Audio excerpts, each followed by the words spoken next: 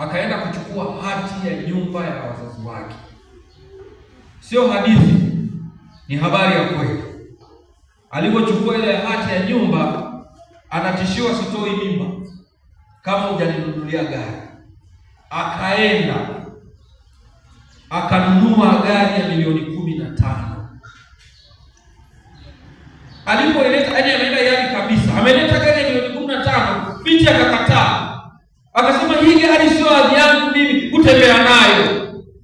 Jamani, chekini mateso haya, mateso. Hii sio hadhi yangu.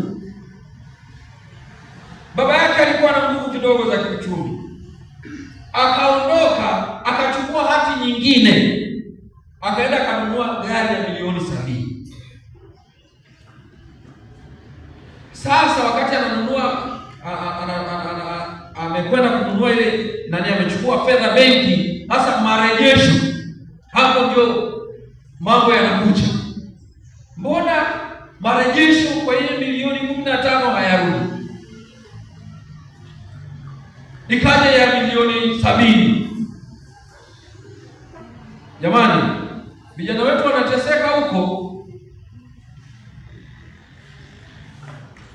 na ile kesi mpaka sasa inaendelea, kwa sababu baba ni ugomvi na mwanawe namna ya kurudisha zile pesa, kwa sababu ya binti ambaye ameingiliwa na mambo mabaya, ameamua kumtesa mke.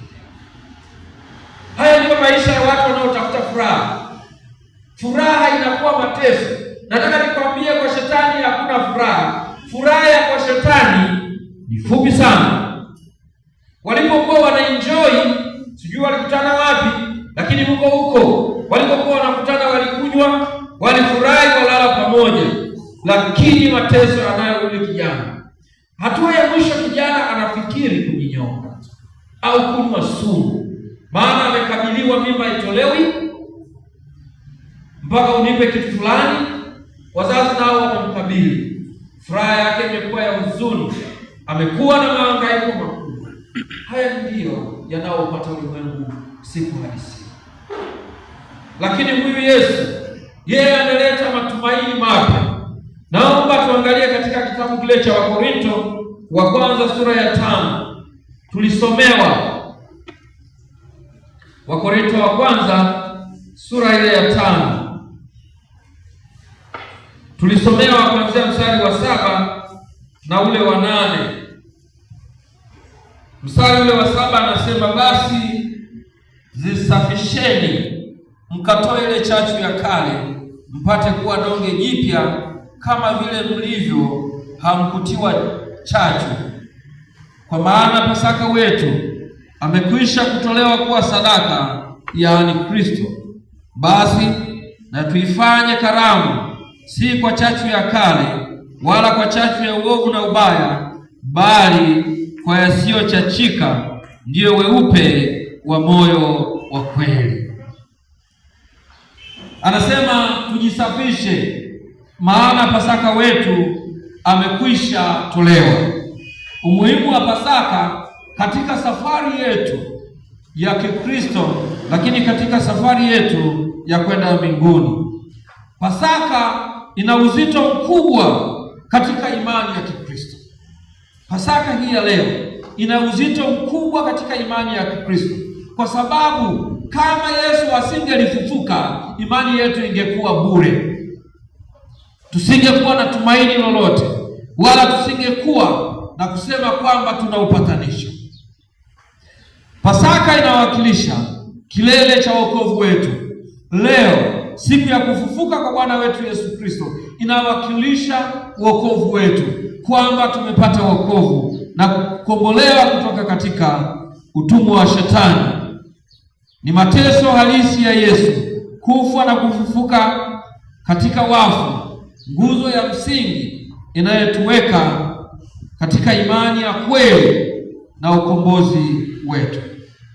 Kinachotokea wakati wa Pasaka, siku kama hii ya leo, kufufuka kwa Yesu Kristo, kinachotokea, jambo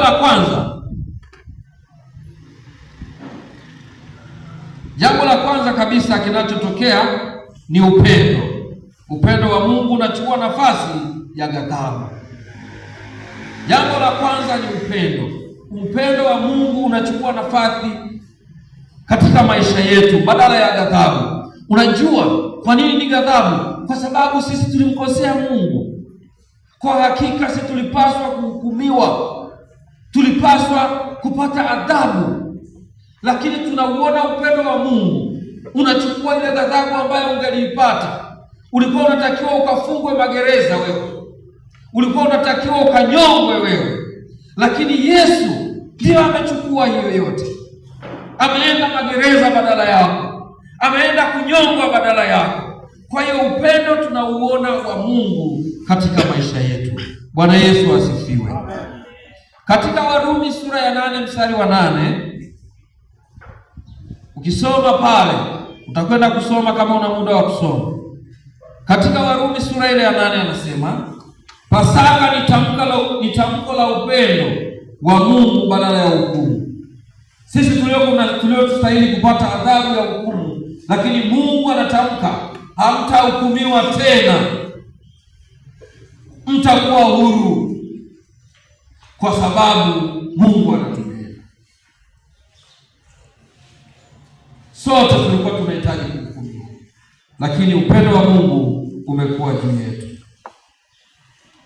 Lakini pia jambo lingine, Pasaka inatukumbusha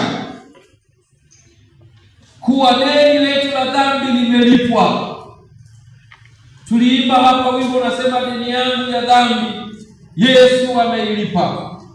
Pasaka inanikumbusha kwamba mimi niliyekuwa nikidaiwa, mimi nilikuwa natakiwa nilipe, lakini Yesu amelipa. Bwana Yesu asifiwe.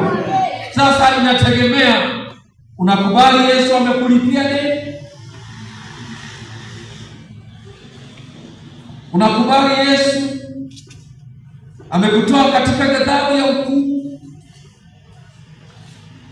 Unajua kuna wengine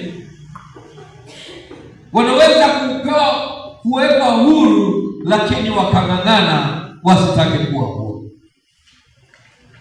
Lakini Yesu leo anakuweka huru. Wakati mwingine sisi tunaendaga mahakamani, na ukipata muda nenda mahakamani. Sio kwamba una kesi, lakini nenda mahakamani kasikilize watu wanafanya nini. Hakimu anatoaje au jaji anatoaje hukumu. Siku moja nilikwenda mahakama kuu ya Arusha.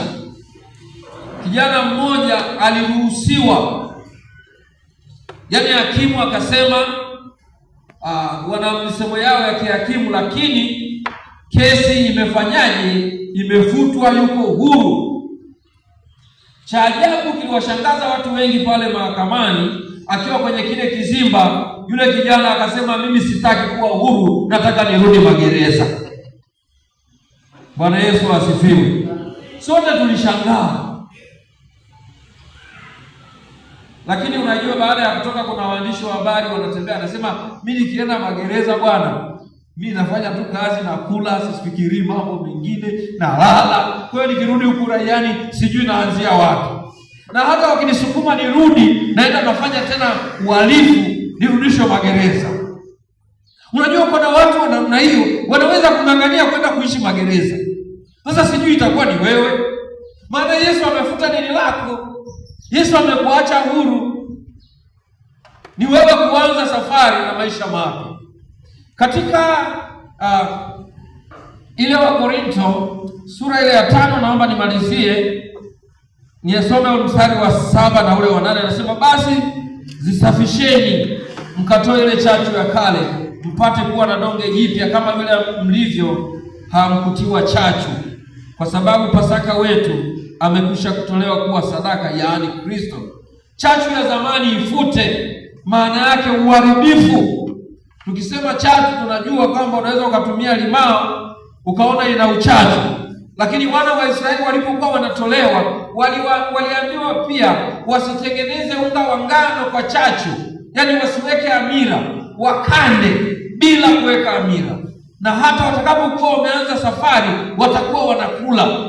Kwa hiyo chachu ya kale tuiondoe. Mstari wa 8 anasema, basi na tuifanye karamu, si kwa chachu ya kale wala kwa chachu ya uovu na ubaya, bali kwa asiyochachika, ndio weupe wa moyo na ukweli. Tunakumbuka Yesu alichofanya. Yawezekana unahesabu tangu ulipokuwa na ufahamu ni Pasaka ya ngapi?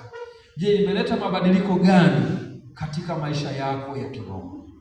Au umekuwa mzoelea tu wa Pasaka na kusherehekea na wengine, lakini chachu ya kale hujaiondoa? Ni nafasi yako. Mungu amekuweka labda mpaka Pasaka hii ili utengeneze. Unajua, unaweza ukatengeneza leo historia yako ya maisha ikabadilika. Walikunena hivi, walikusema hivi, lakini ukashangaa leo unasimama unanenwa vizuri na furaha yako ya kweli inakuwepo. Mungu akusaidie, Mungu atusaidie. Bwana akae nanyi. Kwa jina la Baba na la Mwana na la Roho Mtakatifu. Amen. Bwana Yesu asifiwe. Sasa leo tuna sadaka ya kawaida, ahadi au collect ile, lakini tuna bahasha tulizopewa